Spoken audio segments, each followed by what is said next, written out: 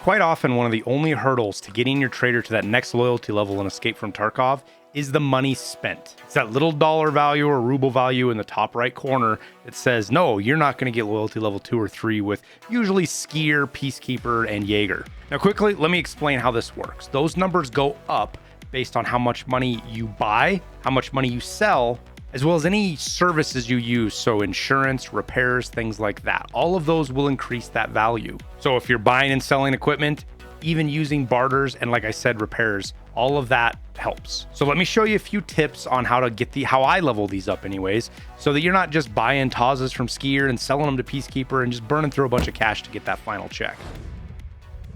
First, let's start with Skier and some of the things that he buys that a lot of people don't realize. So as you can see, everything here is highlighted Skier will buy. So you can have scav guns that you get out of raid, rigs, helmets, even valuable items, even though there's better places to spend these in my opinion. But he'll buy armor as well. And one of the things that you can do even that you can help this out with is with repairing, though I don't recommend it a ton because it's not that much money and it doesn't level up, because weapon repair skill only levels up with weapon repair kits. So if you're using Skier, you're not getting that extra skill, so I don't recommend that. But when you do repair a weapon, it becomes sellable to Skier. And as you can see, we got 12.8 and 21.5.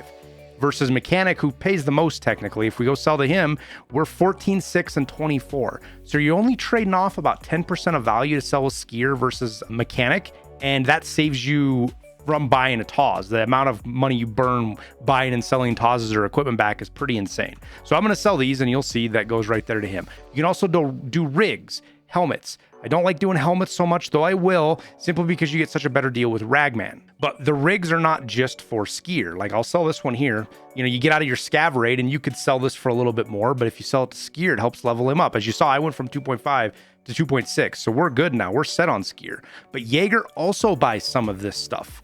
So Jaeger will buy backpacks and rigs as well. And so you see, we're 15,000 on the rig there versus Ragman. 15,000, same price. So all of your rigs, you're better off just selling to Jaeger than Ragman because you don't have a hard time leveling up Ragman usually. So I'm going to sell that to Jaeger. The next thing is melee weapons. Every melee weapon I get, for the most part, I just sell to Jaeger, especially these antique axes.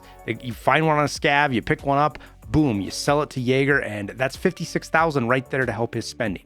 But even the Damascus knives, the ones that are like 3 or 4K, if you're pulling those out every raid in your melee slot, which I am, if you look, I don't run with a melee weapon unless I have to run with a Red Rebel, because that's just a free slot for money. Even if I die, I get that, and I can sell it to Jaeger, and I make that little extra bit of cash. So those are, and Jaeger, you could also sell condensed milks. It's a great thing to do. So like right now, I don't know if I'm cracking slickers or condensed milks. I'm cycling, but before I had Jaeger leveled up, I was crafting condensed milks and then selling those to Jaeger, actually making a little bit of money, not as much as selling it to Therapist, but you're leveling up the money spent. And once you get higher level and you start doing barters, it's pretty easy. Like the Red Rebel, it was like $1 million barter, or 1 million ruble, which set me through the roof. And that's pretty much, once you get to that point and you start doing some of these barters and buying gear off of them, it helps a lot. Now, the last one is the one that I probably struggle with the most myself. And that is Peacekeeper, just because it's a lot of dollars and you don't use a lot low levels with him. Higher levels you tend to use more, but lower levels you don't.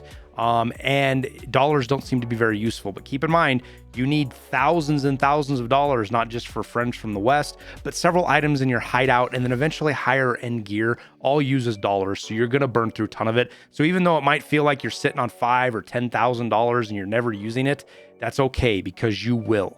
So top ways I usually get Peacekeeper leveled up is selling intel items. This is one of my favorite things to do with him, is diaries, SAS drives, SSDs, anything like that. About the only thing I won't sell to him is thumb drives, but everything else is just worth a ton of dollars. Sells, there's 965. Valuables is another one. Now, a lot of people might pass on this. They might not like doing this because they want to get the rubles. And if you need the rubles, by all means do it. But this is another great way to get those dollars from Peacekeeper up. On top of that is energy elements, batteries, things like that. Anything that's got an energy element to it will work to get you those dollars from him. And then helmets.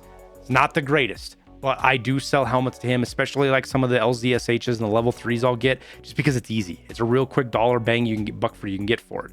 On top of that, if you are struggling, buying dollars from him, though I don't recommend it all the time, if you're missing like $500 to get over the edge if you come in here, and I'll show you. If you see I'm 665, if I buy 500 USD from him, boom, 67.1.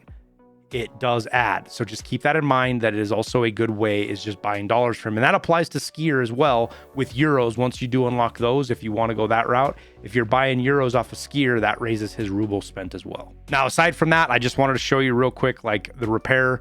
Any of these repairs, proper skier mechanic will level them up. But again, keep in mind that is not the most ideal way to do it, but it does help. And then insurance. So if you're insuring with proper or therapist, two that we didn't talk about because usually don't have any problem with those two, this does raise their ruble value as well. So if you're, for whatever reason, you're hanging up on proper or therapist, keep in mind that insurance does help with that.